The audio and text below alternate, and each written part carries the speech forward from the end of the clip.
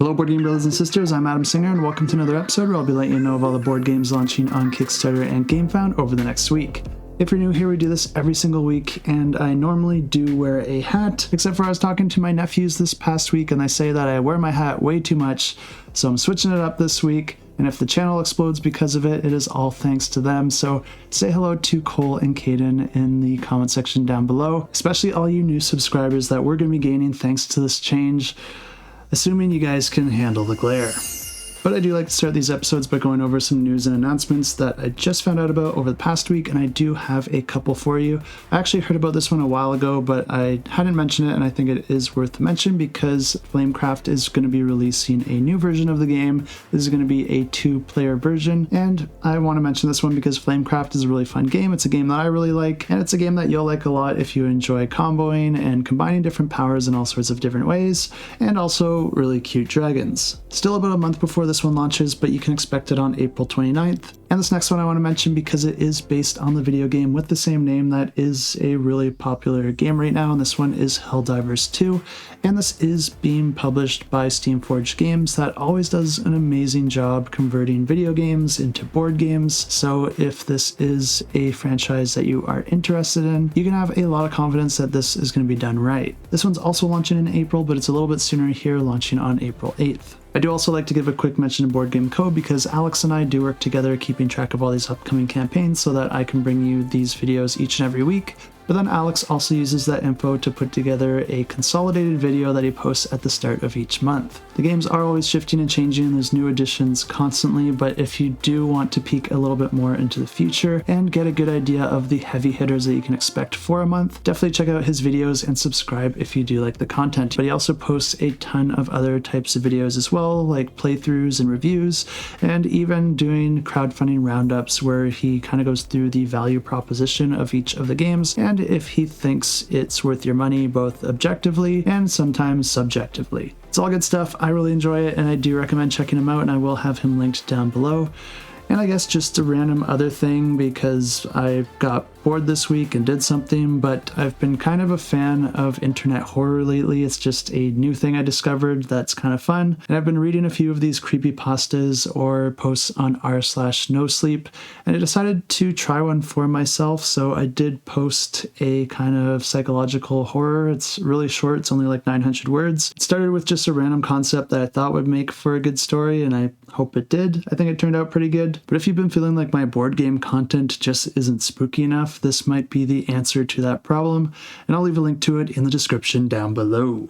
That's everything I got for an intro, and we do got a few games to cover this week, so let's check them out. And the first campaign we have launches on March 24th, and this is the next game coming from Ryan Lockett at Red Raven Games, although this one is based on his previously released game called 8-Minute Empire, except this one adds a lot more content to the game and also makes it just look a lot nicer. In this game, players are going to be taking on the roles of different families, trying to spread their influence across a fantasy world. They're going to be scoring points through area control, trading goods, as well as completing different objectives. This is a game that does play over a series of rounds, and players are going to be starting the game with just 12 coins. At the start of each round, you're going to be going through a drafting phase where players are going to be taking turns drafting cards from the side of the board here, with each one of those cards costing anywhere from 0 to 4 coins. These cards are the main way that you're going to be performing actions in this game, and each one of these cards can actually provide you with multiple actions on your turn. They might allow you to spawn family members at the different houses that you have out on the board, and all the players do start with a starting house, but they can also allow you to move your units and grant you with a certain amount of movement points that you'll be able to spend, which you can also spend on your ships in order to help move your units more easily across the water. You're going to be doing all this to try and gain area majority in specific regions, with each of the different regions offering a different amount of victory points. Some of these regions might also have different exploration tokens, which can grant you with different bonuses like coins, resources, or even an additional house. And if your card allows you to perform an explore action, you can exchange that token to gain its benefit. Cards will normally also grant you with a trade good, which you can use for set collection to gain additional victory points at the end of the game, and each of these cards can also grant you with some permanent special abilities that you'll be able to use for the rest of the game, like extra income, bonus points, or improved movement. But the game continues like this over 9 rounds, with players going through that drafting phase, potentially paying money to get the cards that they want, and then using the actions of those cards to try and position themselves in the best way to score the most victory points at the end of the game. If this one sounds interesting to you, you can go ahead and check it out, and I will have it linked down below. Also on the 25th, we have Rise of Myths Cthulhu. And this one's a cooperative scenario-based deck-building adventure that does take place in the Lovecraftian universe. This is a game where players are going to be able to choose both a horror as well as a location and combine them together to get all sorts of different permutations. The monster that you choose is going to be acting as the final boss, and it's going to have its own unique effects, strengths, and weaknesses, and they do come in different difficulties. But then the location is going to be determining the type of creatures that you might be going up against, the different encounters that you might have, and the different events that might unfold. This is a game that plays over a series of rounds where each round starts with an exploration phase. Players are going to be revealing and connecting an exploration card, and then resolving its effects. These might allow you to visit different shops where you can spend money to upgrade your gear or heal your characters, or they could reveal different narrative events where players are going to have to make different choices or possibly pass different tests that could have positive or negative consequences. Of course, some of these locations could have different Lovecraftian creatures that the players will have to battle, and the way that combat works in this game is through a turn-based system where both the players and the enemies are going to be acting in order, and you're going to be playing cards to attack, defend, or activate different abilities, and if the enemies aren't defeated, then they're going to be responding with their own attacks. Defeating them allows you to earn new cards, coins, or progress points, and progress points are nice because they do allow you to upgrade your character, making the rest of the game a little bit easier, although that is a relative term because the enemies will get more difficult. If players lose any of these encounters, they can also lose sanity, which can have a whole variety of different negative effects, but if their sanity goes down to 0, then that is how players will lose a scenario. If you do want to learn more about this one or check it out, I will have it linked down below, and of course you can click to get notified once this one launches. Also on the 25th, we have Fear of the Dark, and this one's a solo push your luck board game that also integrates tile placement, where the player is thrown into darkness in an unknown location with only a few matches for light. You're going to be using action cards to perform your different actions in this game, but the effectiveness of that card is going to be determined by whether or not you currently have a lit match. If you do have a lit match, you have a couple options to choose from. You can either just take the action of the card, which might allow you to move through different areas, search those areas, or interact with them in different ways, or instead you can choose to discard that card to activate its special ability. This means that you'll never be able to use it for the rest of the game. But if you don't have a lit match, then you'll be able to perform the ability on the card, but the card still gets discarded. Your whole goal here is to try and escape this location that you've been thrown into before all of your action cards run out. Of course, your matches in this game act as a way to prolong that, activating those matches for certain cards that you think you will need again in the future, or if you think you really need to use their special ability. The way you know that you reach the end is when you reach a door that doesn't have a room behind it, but there are also different obstacles and traps that will get in your way along the way, and if this one does sound interesting to you, you can go ahead and check it out, and I will have it linked down below. Also on the 25th, we have Titan Zero, aka T.D.O, because this game did launch a few months back under the name Titan Defense Organization, but they've pulled it down to make some tweaks and updates to the game, and they are relaunching it now. Because this one is a relaunch, I did already cover footage for this game back during its original campaign, so I will go ahead and just roll that for you now. But if you do want to know any of the changes that were made since then, you can go ahead and find a link to the campaign in the description down below.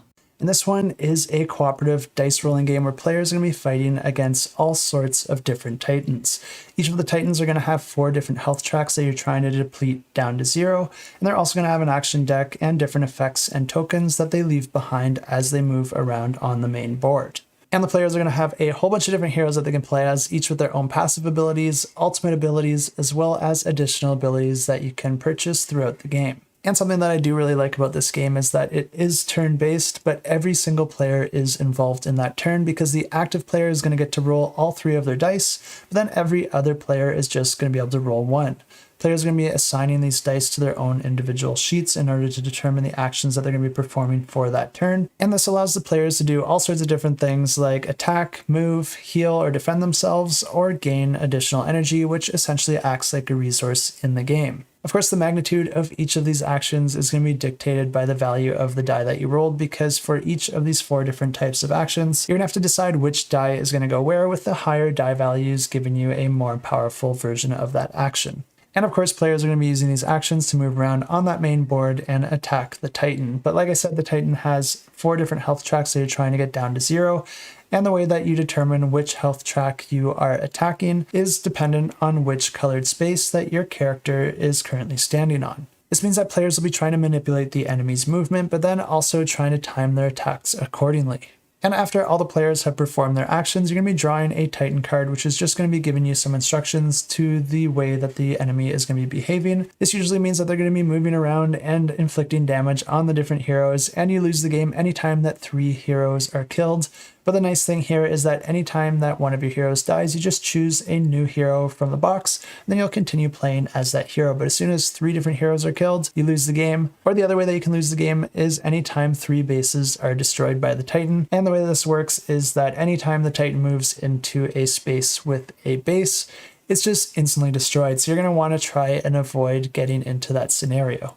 If the players can defeat the Titan before either of those 2 things happen, then they win the game. And if you want to know more, you can check out the campaign. I have it linked in the description below. And also on the 25th, we have Good Puppers Too. And this one's a competitive game where players are going to be trying to collect different sets of different breeds of dogs into different columns in front of them to try and score the most victory points.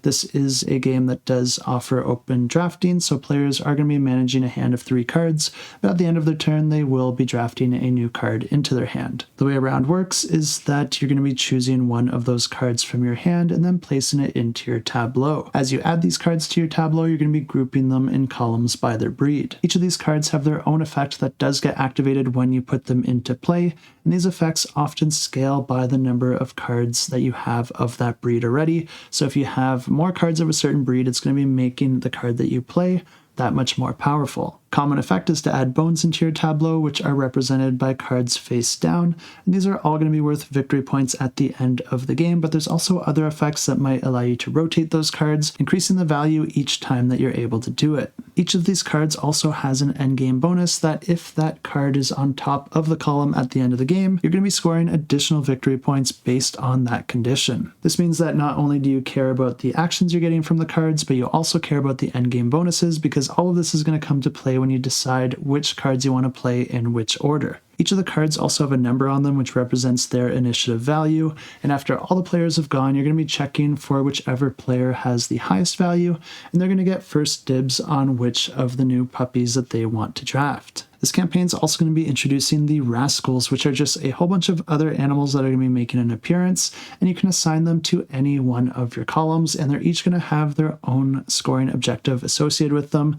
And if you're able to complete the objective of the Rascals card, it's actually going to be doubling the value of the victory points of the column it's assigned to. Very powerful cards. You'll definitely want to take advantage of those, and if you do want to check out this campaign and learn more about it, you can go ahead and find it, and I will have it linked down below. And also launch on the 25th, we have Chronicles of Paldon, and this is a game that has resource management, economic, and political influence, but primarily this is a game where you're going to be taking actions through worker movement. Players are going to be taking on the role of different inventors, trying to help rebuild the city after a catastrophe. The city is divided into a bunch of different factions that players are going to be able to interact with in a variety of ways, but you can increase your influence with that faction by providing them with the machinery that they need. Players are going to be placing out and moving their workers in order to do things like gather resources, acquire new skills, or build those machines, or even sell those machines in a variety of different ways, because you can sell them for money, or instead you can use them to upgrade your workshop to increase your capabilities in the future, or like I said, you can provide them to the factions that need them,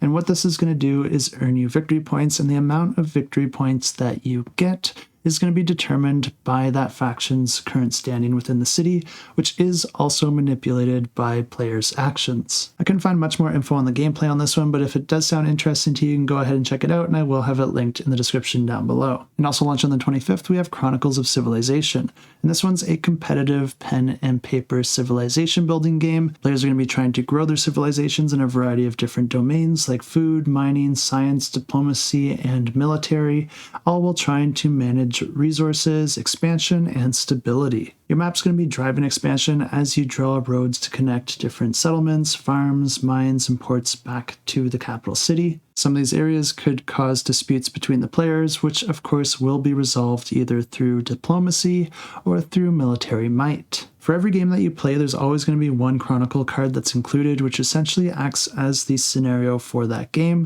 and it's going to be dictating things like your end game victory conditions. The way the game plays is over a series of rounds where players are going to be taking turns playing action cards in order to trigger bonuses and events from that Chronicle card. Each of these actions are going to allow players to manipulate their interconnected development boards, where progress in one area can influence another. Unfortunately, that's all the info I have on this one, but if it does sound interesting to you, you can go ahead and check it out, and I will have it linked down below. Also on the 25th, we have G.I. Joe Operation Cobra, and this one's a cooperative game where players are going to be playing as G.I. Joe operatives, and players are going to be building out their loadouts made up of both shared cards that you'll be able to acquire throughout the game, as well as cards specific to your character. The game offers a whole variety of missions that players are going to be working together to try and complete, and each of these can be played individually as standalone scenarios or chained together for a full campaign. This is a game that plays over a series of rounds where the players are all going to be taking their actions first, and then the enemy is going to be taking their actions. This is a game that's been designed to be very streamlined and snappy and quick. On a player's turn, they're just going to be taking 2 actions each in order to move, attack enemies, or interact with the board in various ways, and then any combat is resolved through just a single roll of the dice. The dice that you get to roll are going to be determined by the weapon that you're using, but the result of that roll is going to be determining your damage, your range, and special effects, as well as any protection provided by defense or cover. The enemy's turn is also designed to have very little overhead on the players, because to resolve the enemy's actions, all you're going to be doing is revealing cards and then resolving the effects of those cards depending on which enemies are in play. But the game continues like this, alternating between the players and the enemies as the players are trying to complete their mission objectives and not trigger any of the game loss conditions. If they're able to do that, they win the scenario, and like I said, this can also be played as a campaign, but if you just want to play a scenario over again, that is perfectly fine as well. And if you want to check this one out, I will have it linked down below. And also launching on the 25th, we have Terrible Influence. And this one is a competitive game where players are going to be role-playing as influencers, trying to gain fans and money to move up the ranks towards stardom. And believe me, this is a very cushy job.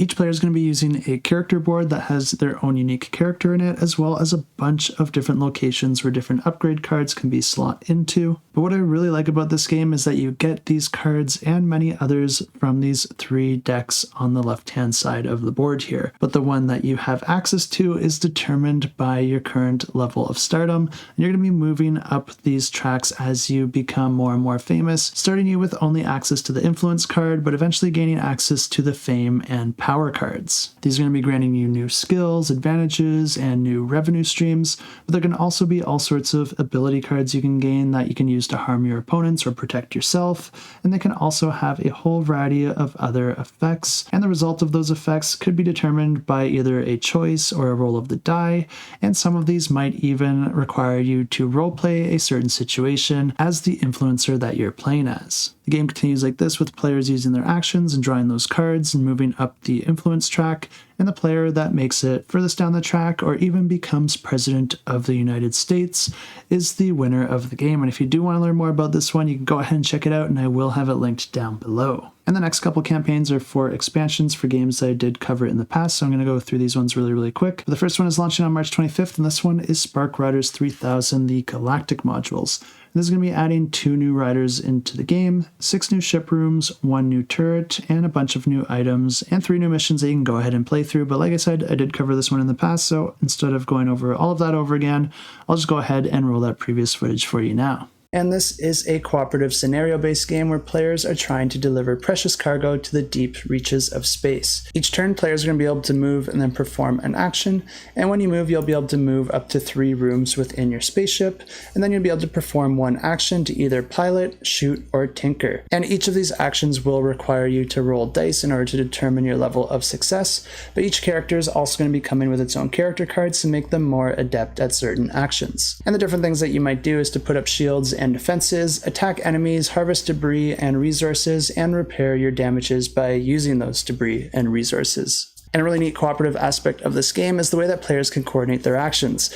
because during your movement portion of your turn, you'll be able to place a token in one of the rooms that you move through, and if a player uses that room and performs an action in that room on their turn, then you can actually augment their abilities, because that token will grant a bonus to the player that performs an action in that room. But players will be attacked by hordes of enemies, and if you take too much damage to certain portions of your ship, then that portion can be completely destroyed, and you're going to be removing rooms from your ship as this happens. And if this room happens to be essential to your ship's survival, then the players are going to lose the game, but if you're able to complete your delivery before that happens, then all the players win. And this game will offer a lot of different scenarios for players to play through, and if you want to know more, I have links in the description below. And the last campaign we have is launching on the 27th, and this one is for an expansion for the Red Dragon Inn.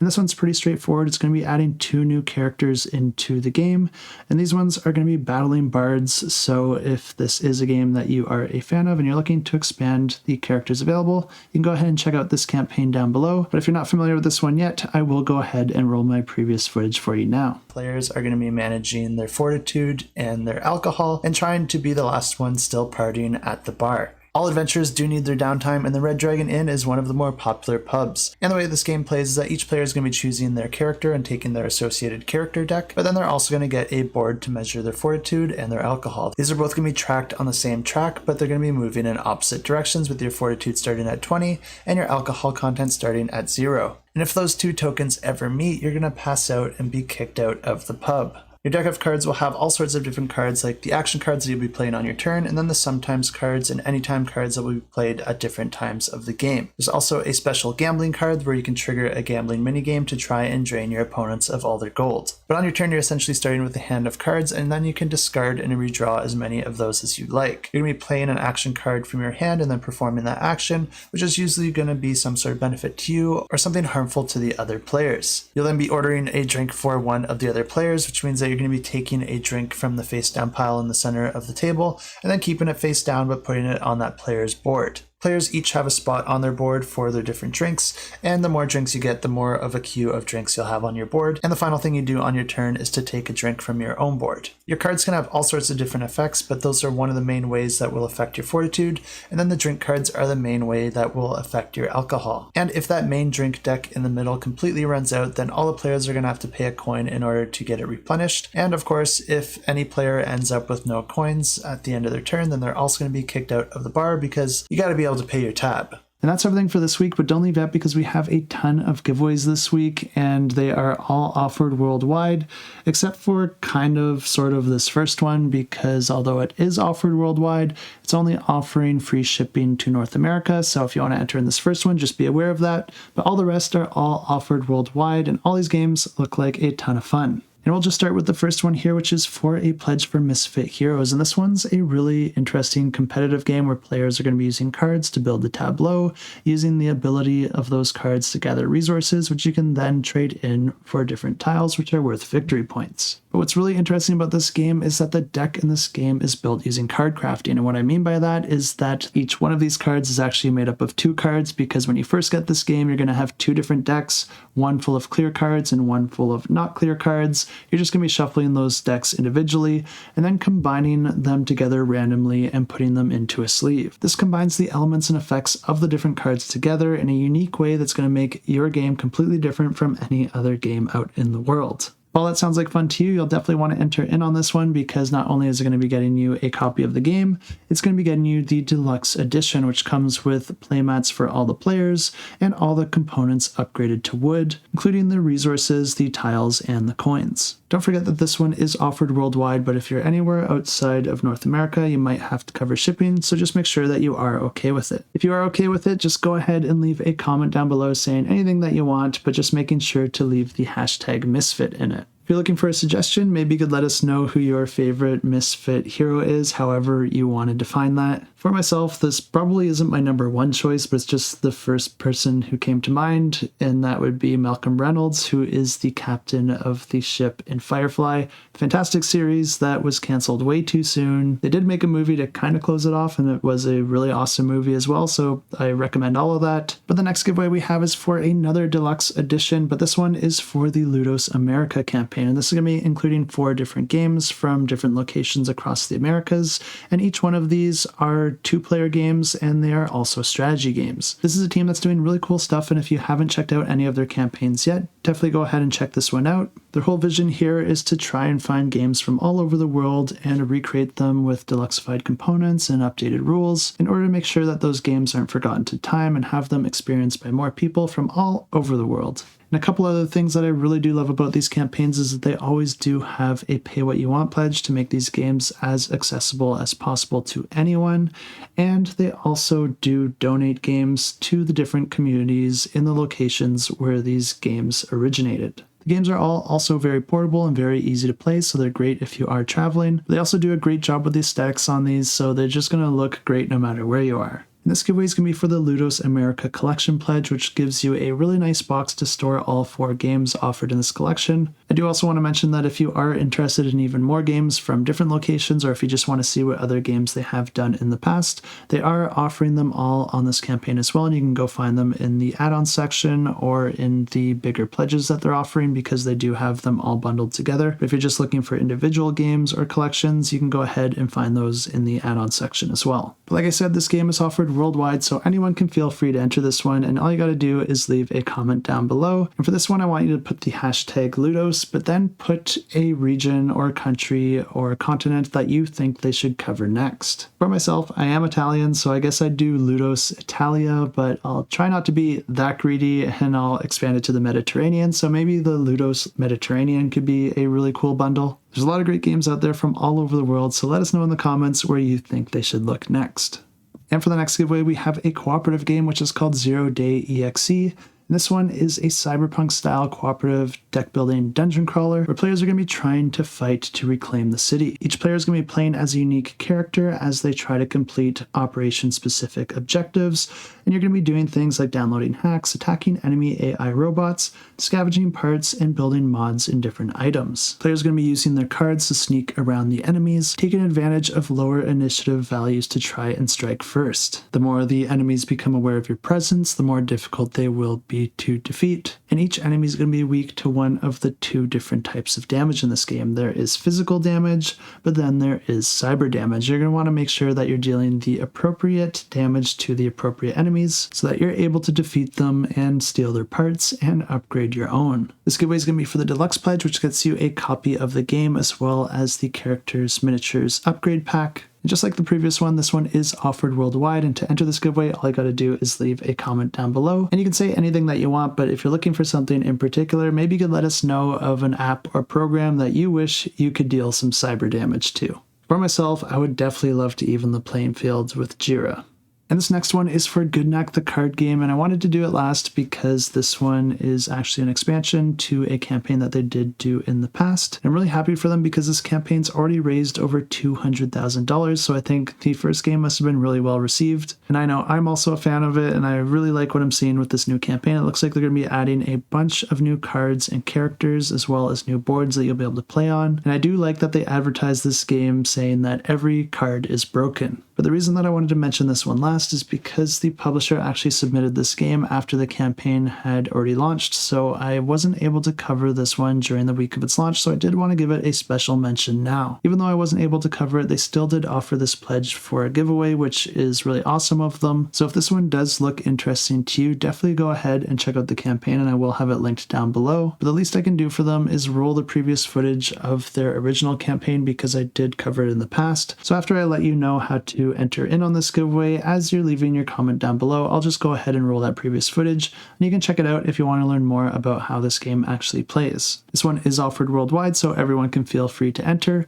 and all you gotta do is leave a comment down below with the hashtag Gudnak. You can say anything that you want, and I'm not going to give you any suggestions because while you're thinking of that, I'm going to go ahead and roll the previous footage for this campaign now. And this one is an expandable card combat game where players are going to be going up against each other in a head-to-head competition of trying to defend their stronghold while defeating their opponents. And the way this game works is that there's going to be a bunch of different factions to choose from, and players are going to be building up a 20-card deck from a chosen faction. Most of these cards will be a fighter card, which has a certain strength, as well as a certain type, with each type having sort of a rock, paper, scissors mechanism, with one being strong against another. But in addition to these fighter cards, there's also going to be 5 hero cards that each player has, which work very similar to the fighters, but have a special ability. And then there's also going to be 5 tactics cards, and these are special cards that players can use for different effects.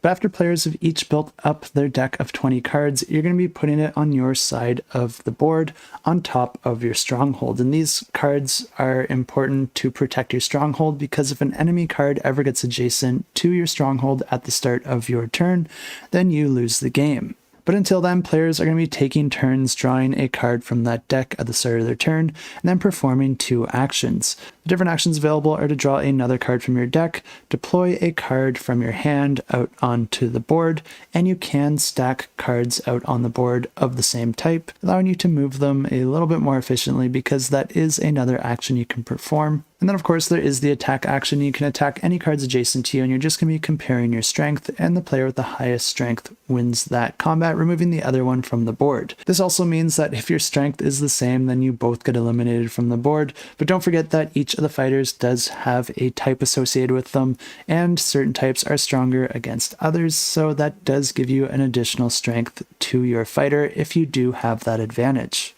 Final action you can perform is the defend action, and this is only something that you might want to do when there is an attacker right at the front gates of your stronghold, which just means that it's in an adjacent space. Whenever that happens, you can perform the defend action to discard as many cards from your deck equal to that opponent's strength in order to instantly defeat them. This is generally a good thing because every time you start your turn with an enemy adjacent to your stronghold, you're going to have to discard one of the cards on top of your deck, which will cause you to go through your cards a lot faster, and if that enemy is still there once your stronghold is revealed at the start of one of your turns, then you instantly lose the game. But of course, performing that defend action also does cause you to go through your deck a little bit faster, so you do have to weigh the pros and cons of that, and if you think you might have a fighter that can take them out without you doing that. And the game continues like this until one of the player's strongholds is defeated, and then the other player wins the game.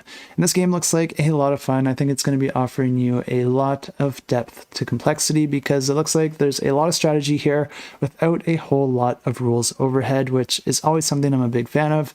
And if that sounds interesting to you, you can check it out. I'll have links to the campaign in the description below. Good luck in the giveaways, but now let's go ahead and draw the winners for last week's giveaways, which was for a pledge for Siberian Manhunt, as well as Widget's Workshop. To draw a winner, I use this application here, and all these extra names down here are bonus entries for my members over on Ko-fi, who make all of this possible because I don't take any payment or games from publishers. The support makes a huge difference to me, and I really do appreciate it, so this is just one of the ways that I like to give back. But you don't need to join to get entered in on these giveaways, and that's why we have these YouTube comments, so let's go ahead and draw those as well. We're going to be drawing for Widget's Workshop first, so let's go ahead and draw the winner for that. And the winner is Mitch McGaw, who is one of the members over on Ko-fi. Congratulations on the win. Feel free to message me on Ko-fi or email me at adam@shelfcollector.com to get that sorted out, but I will reach out to you if I do not hear from you. Now let's go ahead and draw for Siberian Manhunt, so we're going to do the exact same thing here. Let's go ahead and pick another winner. And the winner is XORGS24. Congrats on the win. Feel free to message me on Ko-fi or email me at adam@shelfclutter.com. And I am sorry to say that I don't think I saw a single YouTube comment show up while I was cycling through the names. Problem is that even though these videos can get over 3,000 views, there's only 102 people that actually left comments compared to the amount of extra entries from the Ko-fi subscribers. I do have a permanent and good way that I do want to solve this imbalance between the YouTube comments and the extra entries on Ko-fi, but it's going to take a lot of time and effort on my part. But I was thinking about it recently, and I think I have another way that I can do it without a whole lot of overhead that I can just start doing immediately. I do just want to run it by the members on Ko-fi first to make sure that they're all okay with it. I don't think there'll be any problem there, but since I do have these giveaways as an additional perk on Ko-fi, I don't want to be making changes to it after people have already joined and make it feel like I'm pulling the rug out from under them. I don't think this change is going to be that extreme, but I just want to let them know about it before I make any changes. If all goes well, I'll let you know about it next time, and we'll do it in the next giveaways. But that is everything I have for you this week. Thanks so much for tuning in. I truly do appreciate it, and I hope you have yourself a fantastic week. And until next time, keep that shelf cluttered and the table full.